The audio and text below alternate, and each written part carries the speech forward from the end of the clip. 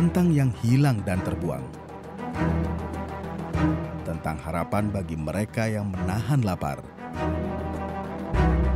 tentang kerusakan dan kita nyaris tak pernah menyadarinya. Apakah masyarakat menyadari ya bahwa sampah makanan itu bisa berasal dari bagaimana kita memilih makanan, ya, bagaimana kita menyimpan makanan dan bagaimana kita mengkonsumsi makanan itu sendiri.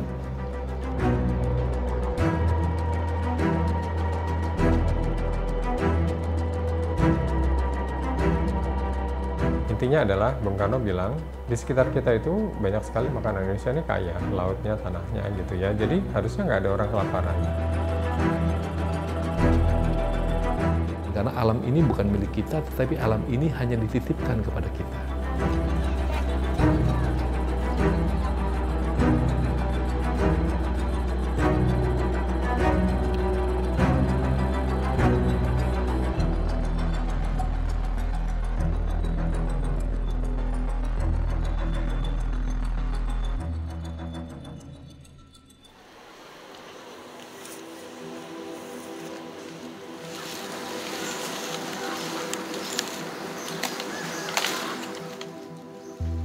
Sampah jenis makanan menjadi penyumbang sampah terbanyak di Indonesia. Berdasarkan data Sistem Informasi Pengelolaan Sampah Nasional Kementerian Lingkungan Hidup dan Kehutanan pada tahun 2023, sampah makanan mencapai 40% dari total sampah yang dihasilkan masyarakat di 111 kabupaten dan kota se-Indonesia. Kota-kota besar di Indonesia menjadi kontributor utama dalam hal timbulnya sampah makanan. Jakarta misalnya, menjadi kota nomor 1 di Indonesia penyumbang sampah makanan.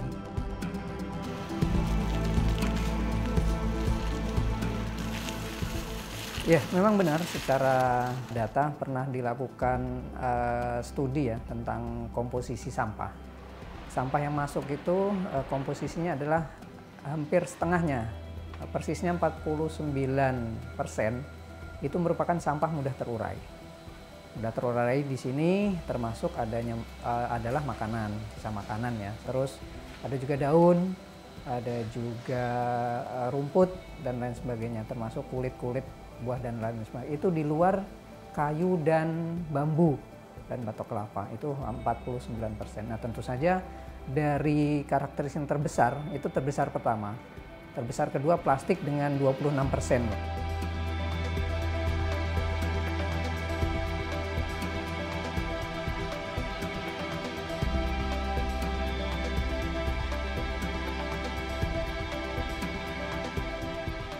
Ya tentu saja pertama dari rumah tangga ya. Memang rumah tangga kecil, tapi kalau dikumpulkan kan tentu saja besar. Nah dari sektor usaha ini ada hotel ya, hotel yang convention biasanya. Convention yang dia menyelenggarakan acara. Kalau hotel yang hanya konsumsi tamunya saja mungkin nggak terlalu banyak. Tapi hotel yang convention banyak menghasilkan terutama habis acara, habis event apa gitu kan. Terus juga usaha-usaha jasa catering, usaha-usaha jasa organizing gitu kan yang dia punya hajatan kayak gitu kan, restoran-restoran itu juga kan penyumbang untuk sampah sisa makanan. Ada masuk di restoran yang mungkin ada di mall atau mungkin yang di luar mall itu juga bisa jadi penyumbang. Atau usaha-usaha yang UMKM ya, usaha kecil ya, atau usaha kecil yang dia di bidang makanan itu juga penyumbang untuk sampah yang tidak terkonsumsi menjadi sampah makanan jadinya ya.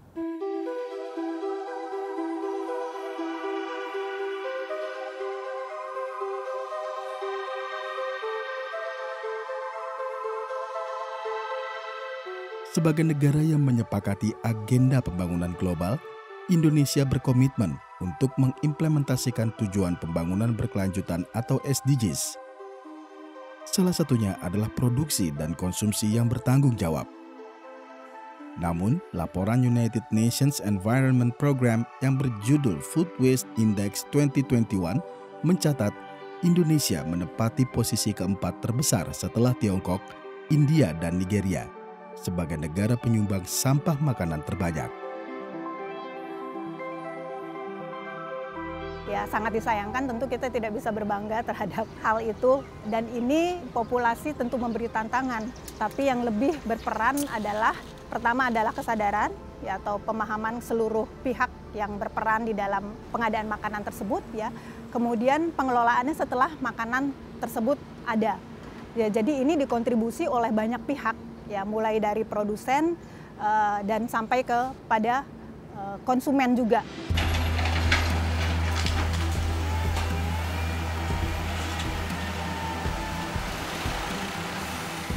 Jakarta ini adalah penyumbang sampah makanan terbanyak di Indonesia. Tentu saja populasi juga berkontribusi, memberikan tantangan tersendiri ya terhadap adanya sampah makanan ini. Tapi faktor utama adalah perilaku dari seluruh pelaku di dalam Jakarta itu sendiri. Mulai dari produsennya, kemudian juga pemerintahnya yang terlibat, ya, sampai kepada konsumennya. Bagaimana konsumen misalnya menyadari bahwa perilaku mereka itu, perilaku kita sebagai konsumen itu bisa berkontribusi pada sampah makanan. Nah, ini faktor yang jauh lebih berpengaruh, ya. Saya rasa sih tentu populasi memberikan tantangan tersendiri, ya, tapi perilaku, kemudian kesadaran, pemahaman itu jauh lebih berkontribusi.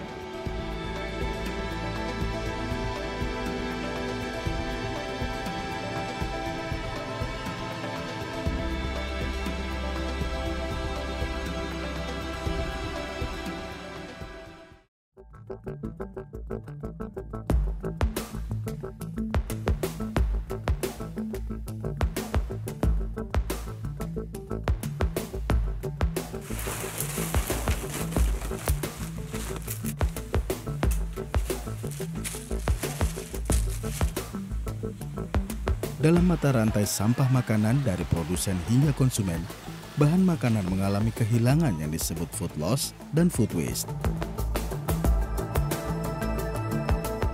Food loss adalah hilangnya sejumlah pangan pada tahapan produksi, sementara food waste adalah pangan yang dibuang pada tahap distribusi atau retail dan konsumsi.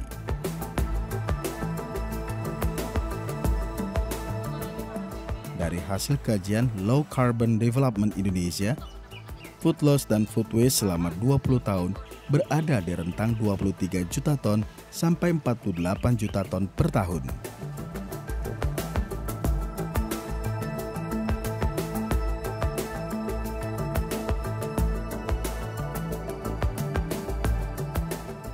Kerugian ekonomi akibat food loss dan food waste selama 20 tahun terakhir setara dengan 4-5% produk domestik bruto Indonesia, yaitu sekitar 213-551 triliun rupiah per tahun.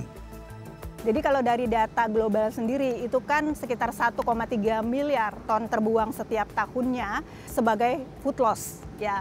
Nah, itu artinya ya kurang lebih itu adalah sepertiga, ya, dari keseluruhan makanan yang terbuang di dalam rantai makanan tersebut. Nah, dalam hal ini yang sangat berperan adalah karena itu memang dari proses produksi sampai sebelum ia sampai ke retail bisa terjadi karena produksi maupun pasca produksi yang tidak baik, ya, mutu yang dihasilkan tidak sesuai dengan kebutuhan atau tuntutan pasar sehingga itu tidak terjual. Kemudian bisa juga pada saat transportasi itu kemudian terbuang, pada saat penyimpanan itu tidak baik, ya, sehingga tidak bisa tersimpan lebih lama lagi.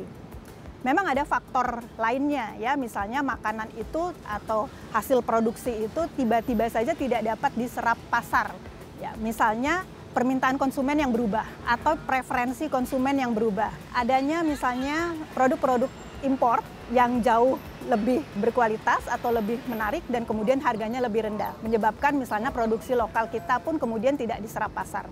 Ini juga salah satu faktor.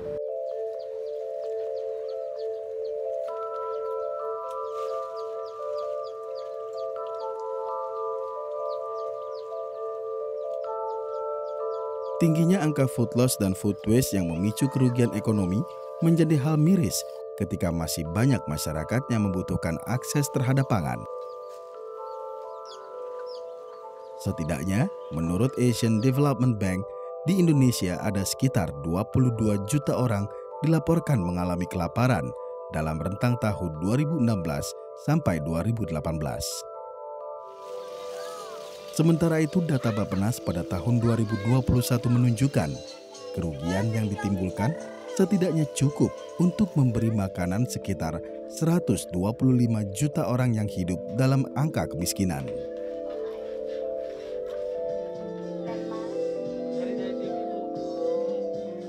Secara statistik, Jakarta menjadi penyumbang sampah makanan terbesar.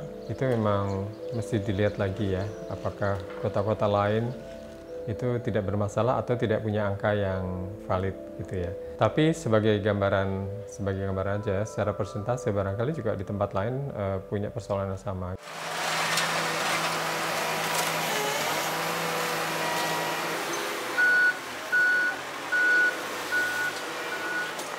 Ya pasti miris kalau kita tahu bahwa sampah makanan itu artinya memutus kesempatan orang lain, terutama yang rentan, untuk mendapatkan makanan.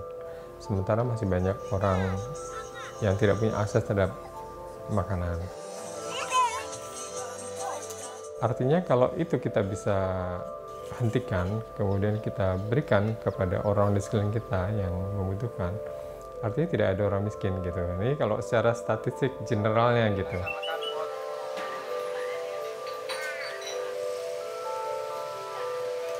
Persoalannya adalah kita tidak lagi punya hubungan dengan makanan kan. Kalau dulu kan kita tahu bahwa padi yang kita makan atau beras yang kita makan itu berasal dari sekitar kita gitu. Sehingga kita kenal petaninya, kenal kondisinya, sehingga ada hubungan.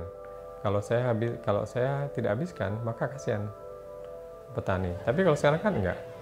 Semuanya industri, kita tidak kenal makanan kita itu dari mana. Sehingga nothing tulus, nggak ada beban ketika kita punya uang kok gitu. Saya mau beli 10, saya makan 2 atau 3, apa persoalannya gitu. Jadi nggak ada hubungan lagi gitu. Nah, itu yang terjadi karena industri tadi.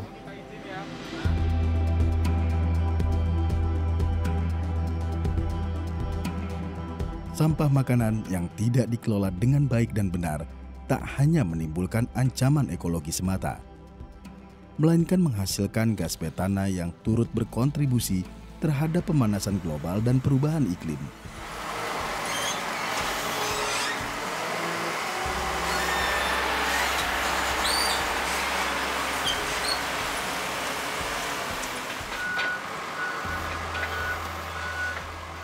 Low Carbon Development Indonesia mencatat total potensi dampak pemanasan global yang dihasilkan dari food loss dan food waste di Indonesia selama 20 tahun terakhir antara tahun 2000 hingga 2019 diestimasi mencapai 1.703 metrik ton.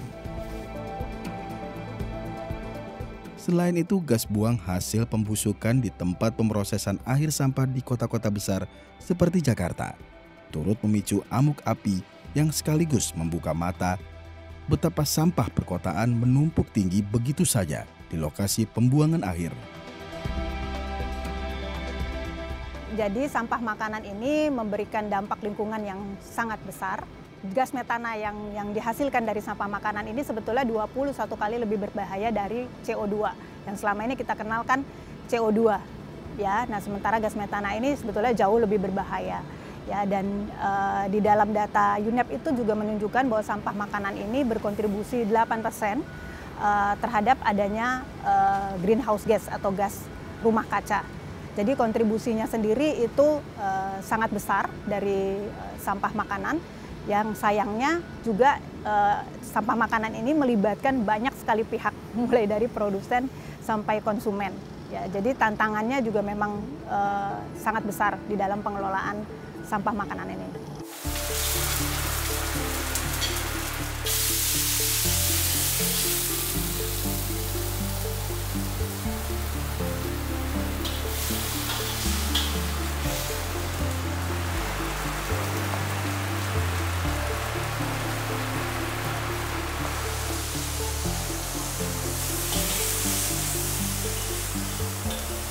Di generasi baru Dapur Indonesia, kami bekerja sama, berkolaborasi dengan banyak chef ya untuk memberikan kesadaran dan pemahaman dulu ya bahwa apa yang mereka lakukan di dapur itu bisa berkontribusi dan bisa berpartisipasi terhadap pengurangan emisi gas rumah kaca.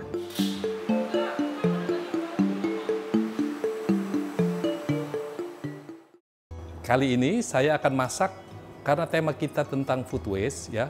Jadi nanti bahan-bahan makanan yang saya gunakan adalah sisa-sisa bahan makanan yang sudah saya simpan. Tetapi saya bisa olah lagi menjadi satu makanan baru yang pasti enak dan pantas untuk disajikan. Baik, bahan-bahannya ini ada sisa-sisa sayuran ya. Ini ada wortel, ada kentang, ada kol, ada sawi, ada jagung ya. Ini nanti saya olah akan saya olah menjadi sup. Dan untuk yang ini, yang kedua adalah lihat ini ada sisa-sisa beberapa jenis sayuran, ada sisa tahu ya. Nanti akan saya tumis dengan bawang merah, bawang putih dan sedikit cabai dan saya nanti menjadikan bisa menjadi pendamping makanan pokok. Hiasan juga harus kita perhatikan.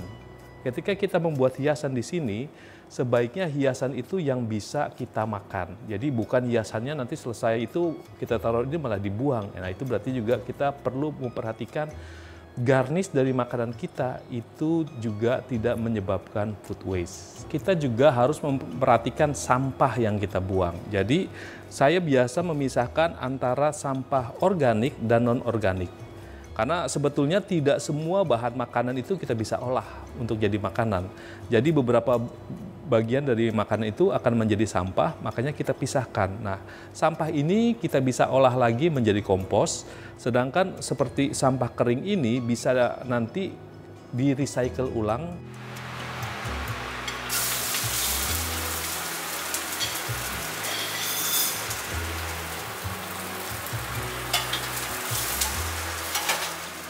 Sebagai bagian hulu dalam rantai sampah makanan, koki memiliki peranan yang sangat penting untuk memproduksi makanan yang terbuang. Perspektif industri restoran tentang makanan harus bergeser. Makanan tak hanya dianggap sebagai produk semata.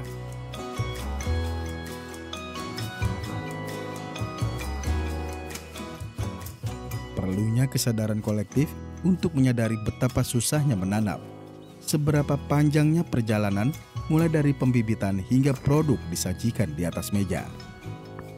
Jadi cara pandang kita tentang food waste, terutama di Jakarta ya, sebagai kota metropolitan dan sampai saat ini sebagai tempat pusat pemerintahan, boleh dikatakan itu bukan dari tanggung jawab perorangan. Jadi tanggung jawab kita bersama, mulai dari presiden makanan ya, orang yang mengolah makanan, siapa yang memakan makanan itu, dan sampai kita bicara sampai di hilir tentang pembuangan sampah.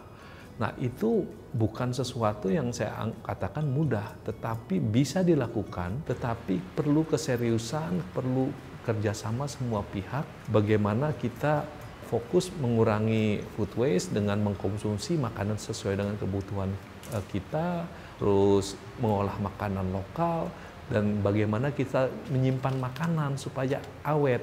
Jadi chef itu justru yang boleh dikatakan sangat berpengaruh tentang food waste.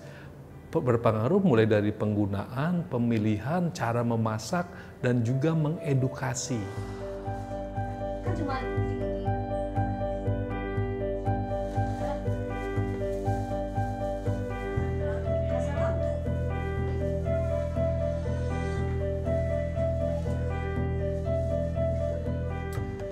Sementara itu, masyarakat terus berupaya mengatasi persoalan sampah makanan di tengah semakin minimnya kapasitas TPA Bantar Gebang. Seperti halnya yang dilakukan oleh salah satu organisasi sosial nirlaba yang misinya memerangi kelaparan dalam masyarakat prasejahtera, Food Bank of Indonesia. Food Bank of Indonesia bekerja sama dengan berbagai retail yang nantinya akan diolah dan dibagikan kepada masyarakat prasejahtera. Tujuannya agar makanan yang tidak terjual tidak berakhir sebagai sampah makanan. Jadi persoalan ini tidak bisa diselesaikan oleh hanya 1-2 orang atau 1-2 kelompok saja, tapi kita mesti sama-sama menyelesaikannya. Kami berkampanye melalui program Dapur Sosial VOI sebenarnya, DPF, Dapur Pangan VOI. Temanya adalah Dapur Mustika Rasa. Mustika Rasa sendiri itu artinya rasa yang ultimate atau rasa yang paling enak. Nah, program dapur kita itu mendorong para ibu untuk kembali mau mengolah makanan, mengumpulkan makanan dan kemudian meramu, kemudian mengolahnya dan menyajikan. Gitu. Artinya memasak gitu ya. Dan bahwa memasak itu adalah satu kegiatan yang mulia dan menyenangkan. Mulia karena dia serving untuk keluarga kan, untuk anak-anak, untuk masa depan. Kalau anak-anaknya tumbuh dengan baik, maka kemiskinan bisa dihentikan di masa depan. Misalnya begitu. Yang lainnya kami punya program, ada Sayap dari Ibu, itu membantu para ibu hamil dan menyusui untuk mempunyai akses terhadap makanan yang baik sehingga bisa memberikan makanan bagi bayi yang dikandung atau yang melalui susu, air susu ibu.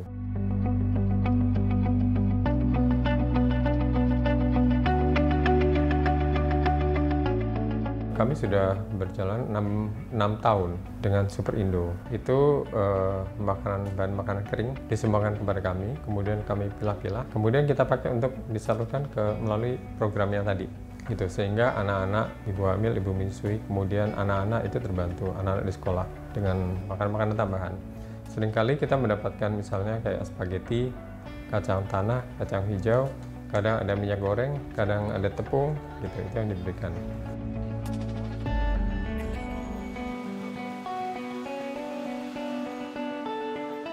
Setiap makanan yang terbuang pula sumber daya untuk menghasilkan makanan tersebut.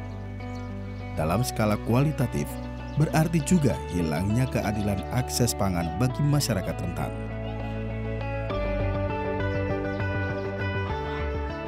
Bersyukur banget dalam 2 tahun ini negara mempunyai Badan Pangan Nasional, itu sebenarnya food bank dalam skala negara, gitu, yang mengkampanyekan untuk habiskan atau berbagilah, gitu, artinya tidak ada yang mubazir.